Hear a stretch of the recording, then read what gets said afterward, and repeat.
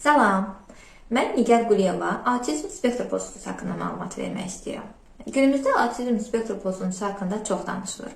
Lakin rəsmi diaqnostik meyarlara, DSM-5 diaqnostik kriteriyalara əsaslanaraq baxaq. Autizm spektr pozuntusu inkişaf pozuntuları qrupuna aid olan və uşaqlarda sosial ünsiyyət, davranış və maraqlarda ardıcıllıq və məhdudiyyətlərə səbəb olan bir vəziyyətdir.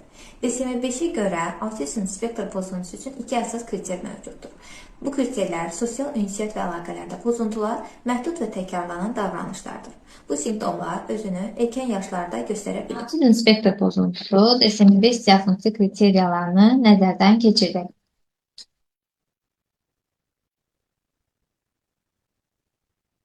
İlk kriteriямız sosial ünsiyyət və qarşılıqlı əlaqədə davamlı çətinlik və bu kriteriyanın hər bir bəndi təsdiqlənməlidir. Bu əlamətlər fərqli müddət və vəziyyətlərdə özünü göstərir. Mütləq hər biri eyni şəkildə eyni olmaya bilər, amma ümumi nümunələr bunlardır. Sosial emosional qarşılıqlı çətinlik, yəni qarşı tərəfə qeyri-adi yanaşmaq, söhbətə normal şəkildə başlama və ya davam etdirməkdə çətinlik, maraqları və hissləri bölüşmək istəməmək, sosial əlaqələrə cavab vermək. Nümunə olaraq uşaq valideyn sevinəndə ona qoşulmur, başqalarının hisslərini cavab verir. Məsələn, anası ağlayanda uşaq heç bir reaksiya vermir, yaxınlaşır. Verbal və qeyri-verbal ünsiyyətdə çətinlik. Danışıq və bədən dili arasında uyğunsuzluq, göz kontaktı, üz ifadəsi və jestlərdən az və ya düzgün istifadə etməmək. Qeyri-verbal ünsiyyətin olması və ya zəifliyi. Məsələn, uşaq danışsa belə göz kontaktı qurmur, barmaqla göstərmə, əl sallama kimi jestlərdən istifadə etmir. Adı çağrılanda dönüb baxır. Münasibət qurmaq və saxlamaqla bağlı çətinlik. Sosial vəziyyətlərə uyğun davranmaq, yaradıcı oyun bölüşmək və dostluq qurmaqda çətinlik. Həmyaşıdlarla marağın az olması. Məsələn, digər uşaqlarla birlikdə oynamaq yerinə tək başına eyni oyuncağı təkrar oynayır. Qarşılıqlı oyunları başa düşmür və oyunda qaydalara uyğun davranır. Və qiymətləndirmə zamanı bu simptomların nə qədər şiddətli olduğu qeyd olunmalıdır. İkinci kriteriya keçək.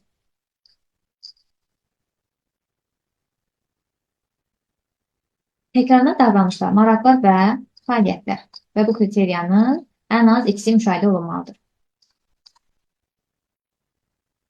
Təkrarlanan stereotipik hərəkətlər və danışıq. Əlləri yerləmək, əşyaları fırlatmaq, oyuncaqları sırayla düzmək, eyni sözü və ya ifadələri təkrarlatmaq ekolarik. Əl çalmaq, barmaq ucunda gəzmək, əşyaları düz xətt üzrə düzmək və ya eyni cümləni dəfələrlə təkrarlamaq. Rutinə bağlılıq və dəyişikliyə müqavimət.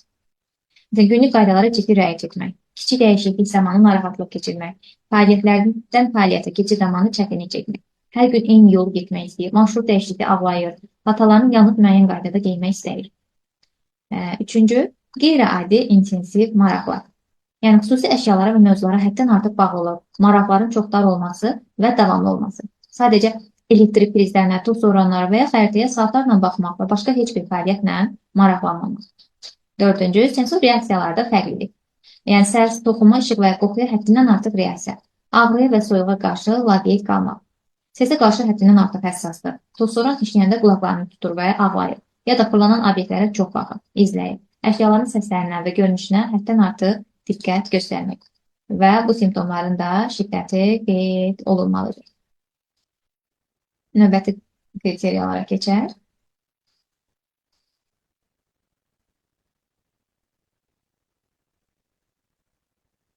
Üçüncü kriteriya, simptomlar erkən uşaqlıq dövründə başlayır.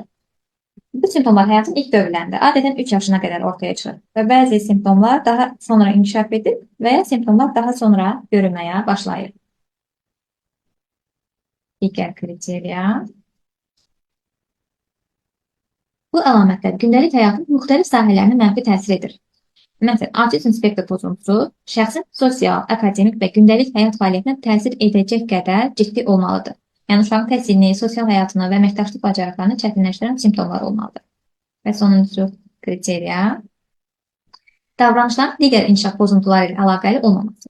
Autizm spektr pozuntusu digər inkişaf pozuntuları, məsələn, intellektual inkişaf pozuntusu, ümumi inkişaf gecikməsi ilə izah olunmamalıdır. DSM-5-ə görə autism spektr pozuntusu müxtəlif dərəcədə təsnif oluna bilir. Birinci, sosial ünsiyyət və davranışda ciddi çətinlik yaşayanlar.